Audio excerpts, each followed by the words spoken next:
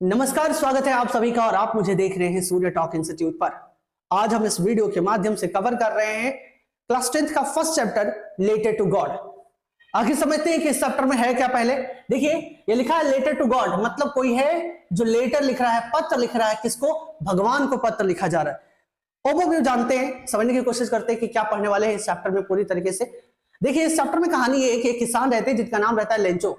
Lencho बारिश का इंतजार करते हैं ताकि उनका फसल अच्छा हो पाए।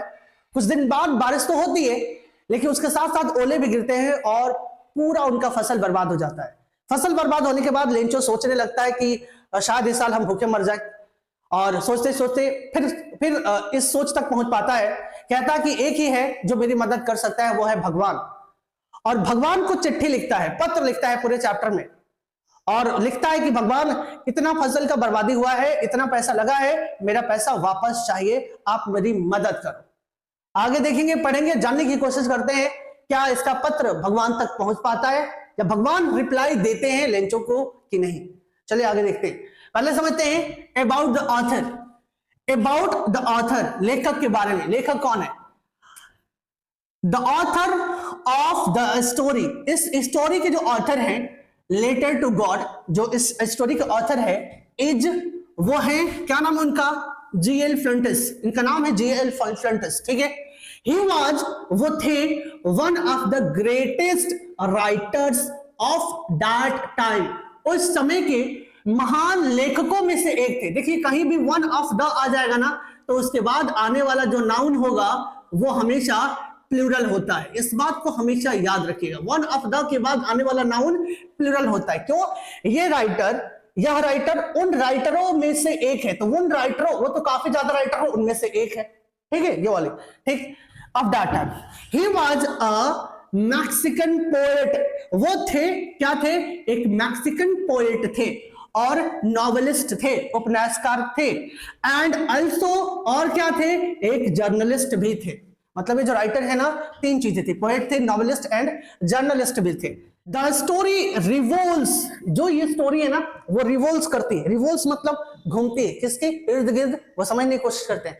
द स्टोरी रिवोल्स अराउंड, किसके अराउंड घूमती है, किसके इर्द गिर्द घूमती है? द आइडिया, उस विचार की तरफ घूमती है। हैविंग, क्या रखने का? अनक्वेश्चनेबल, मतलब बिना कोई क्वेश्चन किए, बिना किसी तर्क किए, फेथ का, किसके ऊपर? भगवान के ऊपर। ये जो कहानी है ना, उस इर्द गिर्द घूमता है कि किसी व्यक्ति का बिना कुछ सोचे, बिना निर्विवाद, ये कहानी उसके अराउंड घूमती है कि एक व्यक्ति निर्विवाद होके, बिना कुछ क्वेश्चन किए, भगवान पे इतना जबरदस्त भरोसा रखता है, उसके इर्द गिर्द घूमती है पूरी कहानी, ठीक है।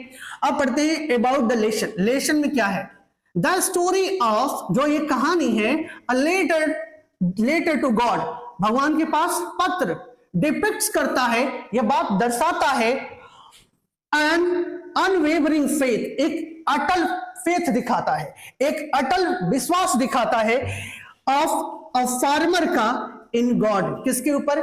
भगवान के ऊपर एक विश्वास दिखाता है ये स्टोरी, ठीक है। इट्स बिगिंस विद, ये शुरू होता है विद अ फार्मर, एक फार्मर से। उनका नाम क्या रहता है? लेंचो। फार्मर का नाम क्या है? लेंचो, ठीक है, ठीक है। जो एक्सपेक्टिंग करते हैं, वो आशा करते हैं, फॉर अ रेन शावर, मतलब बारिश की बूंदों की वो आशा करते हैं कि ताकि बारिश हो पाए, ठीक है। आगे देखते हैं। तो नरिश करने के लिए, ताकि पानी मिल पाए, पोषण मिल पाए उनके फसल को। तो नरिश हिज फील्ड, ताकि उनके खेत को नरिशमेंट मिल पाए, और कॉर्न को, मतलब मक्के की खेती किए थे ये, मक्का की खेती। मक्का को इंग्लिश में बोलते हैं कॉर्न, मक्का, ठीक है। आगे बढ़ते, कौन? ही इज कॉन्फिडेंट दैट, वो बिल्कुल कॉन्फिडेंट थे इस बात के लिए। दैट का मतलब होता है कि हिज हार्वेस्ट, कि उनका जो खेती है, इज गोइंग टू यील्ड, वो देने जा रही है क्या? हिज ह्यूज प्रॉफिट, एक बड़ा सा प्रॉफिट, बहुत बड़ा सा मुनाफा देने जा रही है इनका खेती। जस्ट लाइक, वह वैसे ही, इट डज एवरी ईयर, जैसे कि हर साल इनका खेती इनको प्रॉफिट देता है। देखिए, किताब में दिया है बिफोर यू रीड, मतलब पढ़ने के पहले कुछ इंस्ट्रक्शन दिया है जिसे हमें पढ़ना चाहिए। कह रहा है कि दे से, वो कहते हैं, सब्जेक्ट के जस्ट बाद क्या है, वर्ब आया है, प्रेजेंट इंडेफिनिट है यहाँ पे, ये present indefinite. They said that, वो कहते हैं कि फेथ कैन मूव माउंटेन, वो कहते हैं कि वे कहते हैं कि जो विश्वास होता है ना वो पर्वतों को भी हिला सकती है। तो faith can move mountain, but what should we put our faith in.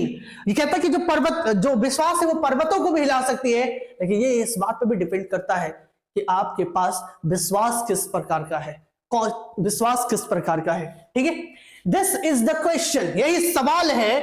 This story delicately possess, यह स्टोरी जिसके आसपास घूम रही है, जिसके ऊपर बात कर रही है। ठीक है, Lencho is a farmer, Lencho एक किसान है, हु जो राइट्स करता है, प्रेजेंट इंडेफिनिट है, राइट्स करता है अ लेटर, पत्र लिखता है टू गॉड, भगवान को व्हेन हिज, जब उसका क्रॉप्स, मतलब उसकी जो क्रॉप्स जो होती है ना, उसका क्रॉप्स है, फसल और रुइंड हो जाते हैं, रुइंड मतलब बर्बाद हो जाते हैं, तब वो पत्र लिखता है।